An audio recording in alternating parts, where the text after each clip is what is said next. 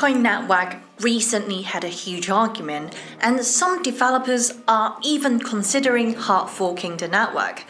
This is because ever since Taproot upgrade, there's a new surge in Bitcoin transaction volume due to its own NFTs and meme coins. I'm of course talking about Bitcoin ordinals and BRC20. So first thing first, what is BRC20? Obviously, the name BRC20 took a lot of inspiration from the well-known ERC20 tokens.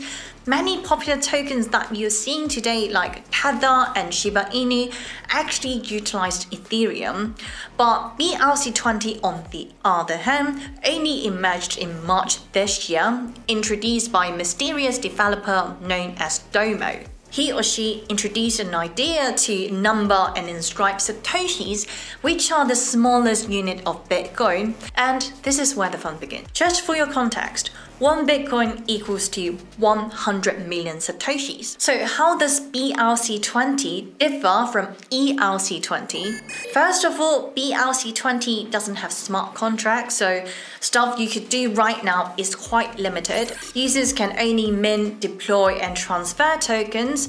Unlike the Ethereum protocol, BRC20 tokens are not yet tradable on exchanges and is currently still in the proposal phase.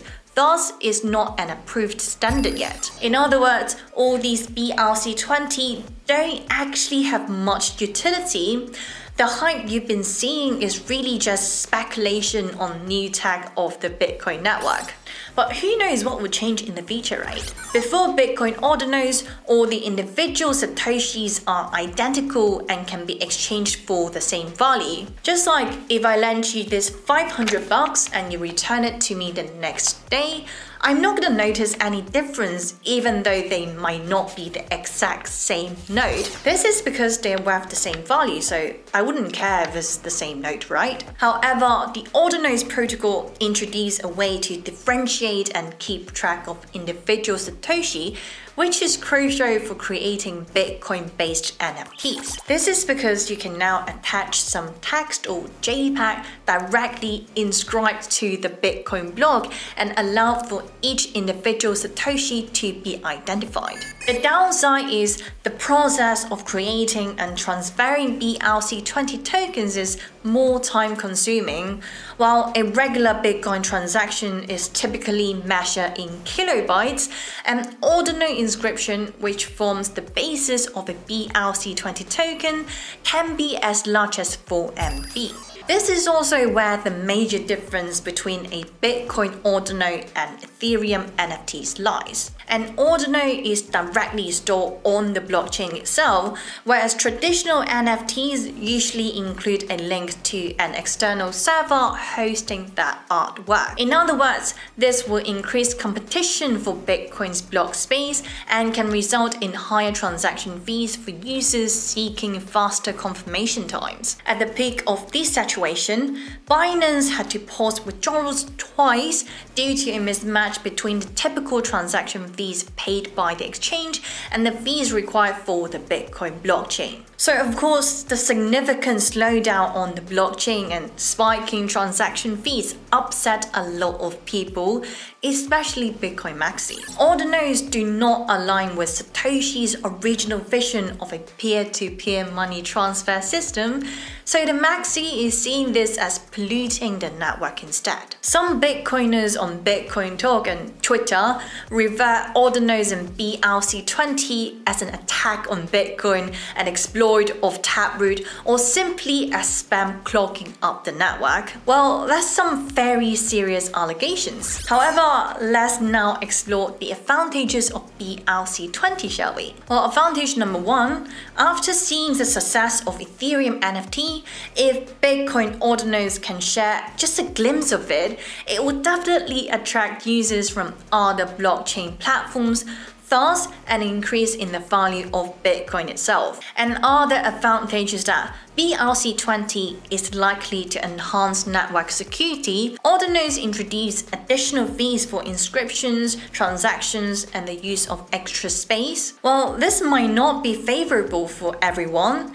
it provides greater incentive for miners to verify and secure the Bitcoin network, which becomes increasingly important as mining rewards decrease over time. Another advantage I could think of is that BRC20 can expedite the adoption of layer 2 solutions. Higher transaction fees meaning you will have to come up with a solution sooner than later, such as exploring second layer solutions like Lightning Network. As more people adopt these solutions, it will drive further improvements in the overall ecosystem. So if you want to dive deeper into ordinals and mint some for yourself, stay very focused in the next minute because it might require some coding knowledge. Since Bitcoin NFTs don't really have an easy to use marketplace yet, you'll need to create and run a full Bitcoin node, then install a Taproot compatible wallet on that node. After that, you can inscribe Satoshis into the wallet to create the Bitcoin NFT. Well, this is definitely the more hardcore method of doing things. Another simpler method is to use a no-code tool to inscribe the ordinal NFT. This method may be easier for those who are not familiar with the technical process. When choosing a wallet, make sure it has a coin control feature. This feature helps you avoid spending ordinal Satoshi on network fees or accidentally sending them to another transaction. Additionally, you should have enough Bitcoins to cover the transaction fee when inscribing an ordinal NFT. So after considering both the pros and cons that Bitcoin ordinals can offer, I can give you my final verdict. It's acknowledged that high Bitcoin network fees can be frustrating, but it's important to recognize the benefits that BRC20 has brought us so far, such as the increased adoption of Bitcoin wallets and incentivization of miners to remain on the network, therefore promoting decentralization. Although it might not be ideal for daily Bitcoin users, the influx of more people into Bitcoin could really be the reason to drive Bitcoin to reach that 100k level, compensating for the additional transaction fees, right? So there you go, guys. This concludes my perspective of BRC20 tokens.